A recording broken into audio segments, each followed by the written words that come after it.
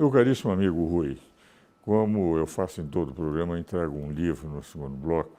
Isso é uma terceira edição do meu Uma Breve Teoria do Poder. Como poder, você tem, se estiver no poder, muitas vezes que combater o próprio encanto do poder, que leva muitas vezes a identificar o poder com a sua própria pessoa. Então fica... Muito obrigado. E a própria capa, As Tentações de Santo Antônio, representa as tentações do poder. E a dedicatória é carinhosa, como sempre. Muito obrigado. O meu querido amigo Rui uma Fragoso, honra. com a admiração e o afeto do Ives. Tá?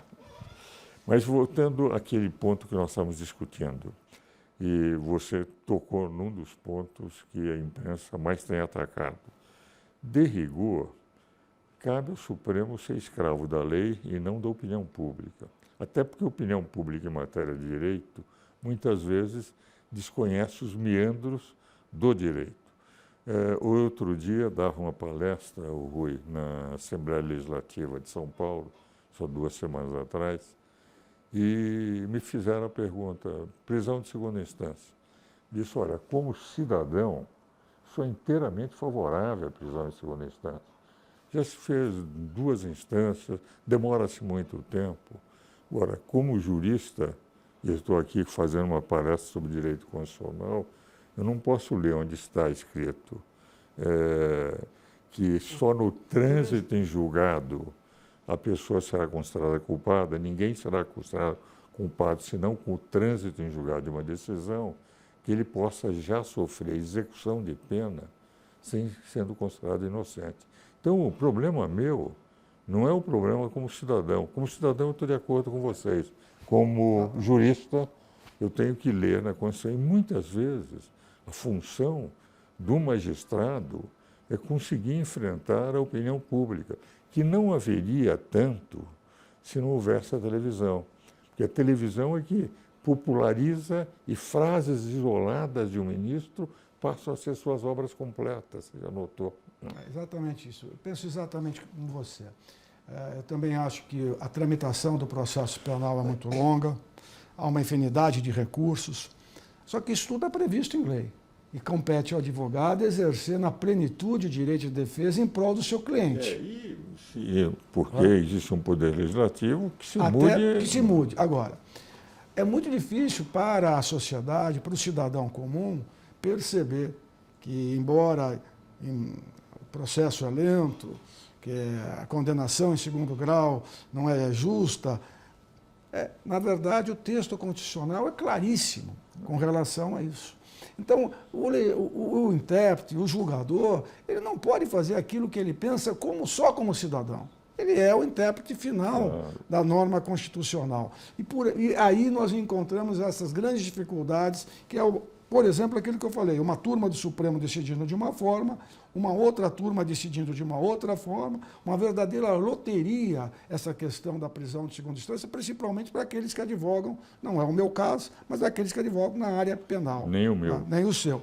Mas nós, mesmo assim, estamos absolutamente de acordo que, como cidadão, também acho que a condenação em segundo grau seria de rigor, desde que modificada a norma constitucional. Quer dizer, esse aspecto é fundamental e de dificílima compreensão, Ives, para a sociedade. E não acho razoável que o intérprete final possa fazer essa valoração de forma diferente do que aquilo que está na Constituição. Mas eu diria muitos outros aspectos. Por exemplo, nós falamos sobre a segunda. É o seguinte, o Código Penal, artigo 128, cuida do aborto. No aborto diz o seguinte, o aborto terapêutico, para salvar a mãe, o aborto sentimental, por causa de estupro, é a exclusão da penalidade, da punibilidade. Vem o Supremo e cria o aborto eugênico, que é dos anencéfalos. Problema de fidelidade partidária. O artigo 17 foi amplamente discutido na Constituição. E durante a discussão chegaram à conclusão que os partidos não queriam, que cada partido definiria, no artigo 17, se aceitariam ou não fidelidade partidária. Vem o Supremo e impõe a fidelidade partidária, contra o que foi discutido. Problema de casamento, eu não tenho nada contra os homossexuais, Mas isso foi discutido na Constituição e quiseram pôr homem e mulher. Bernardo Cabral conta isso como relator da Constituinte, nosso colega, foi presidente do Conselho Federal da Ordem, que ele disse, vamos pôr homem e mulher para não haver dúvida nenhuma. Vem e cria-se uma outra hipótese constitucional. Na França se teve o mesmo debate. Levaram isso para o Conselho Constitucional da França, que é a Corte Constitucional, e disseram, nós não podemos decidir. Vocês quiserem, vão à Assembleia Nacional. O que eles fizeram? Foram à Assembleia Nacional e alteraram. Pois é, Ives, é esse aspecto. Primeiro você tem um legislativo que não enfrenta essas questões. Esse é um ponto fundamental. Mas não acho que isso sirva para justificar a interferência legislativa no Supremo Tribunal Federal. Agora, eu tenho ouvido de deputados o seguinte, que algumas matérias eles não põem em discussão porque a maioria da população, os seus eleitores, segundo as pesquisas que fazem, são contrários. Então, por que nós vamos tentar? Primeiro, vamos derrotar, porque temos a maioria. Mas por que tratar de temas que vai provocar, quando nós temos outros problemas mais importantes, e nós não levamos... Se as pesquisas, por exemplo, mostrassem que era favorável a essa ou aquela linha, eles poriam, porque isso traria, inclusive, repercussão favorável quando fosse no momento das eleições para as suas próprias candidaturas.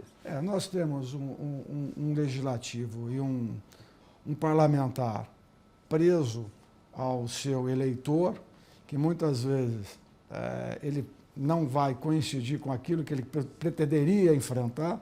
E nós temos, do outro lado, uma questão fundamental que você sabe muito bem e tem tocado. Nós temos um executivo preso ao legislativo. Nós vivemos um país em que o presidente da República não consegue fazer absolutamente nada se não tiver uma base partidária forte, sólida e coesa. Nós estamos vendo isso atualmente. E isso em decorrência do excesso de partidos Isso políticos. é uma das coisas que você prega também, Ives, que a gente teria essa oportunidade para falar.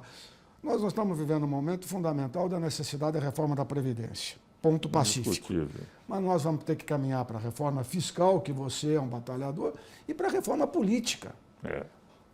Você não conduz o Brasil com o sistema atual. Nós, há muito tempo atrás, há uns 15 anos atrás, num debate que nós tivemos, você já levantava isso daí, da ingovernabilidade do país, em razão do sistema adotado na Constituição. Você é um refém.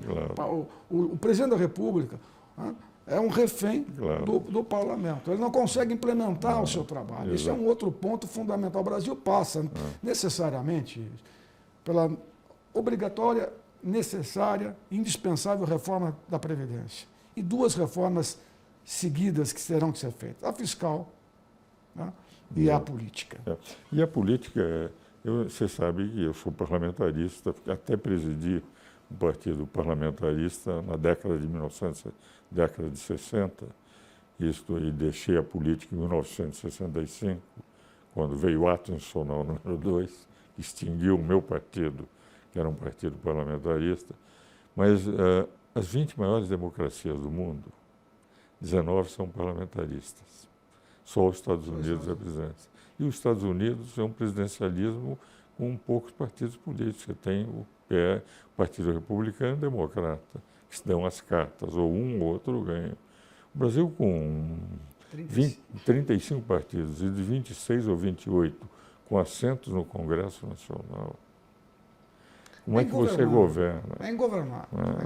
Você vê que reforma previdenciária tem que se negociar com cada partido, com cada bancada, e cada um querendo um cargo dentro do governo. É um problema sério. Nós vivemos isso de perto. O ex-presidente Michel, que começou muito bem para fazer um governo que poderia ter sido um grande divisor de águas na história recente do Brasil, acabou não conseguindo levar à frente esse projeto. Embora ele tenha feito muita coisa. Tenha feito muita coisa. Fez cair os juros, conseguiu... Recuperou a economia, fundamentalmente. A economia passou a ser positiva e não negativa, cortou o déficit, que nós estamos com uma inflação de quase 12%, veio para 3,8% no governo dele.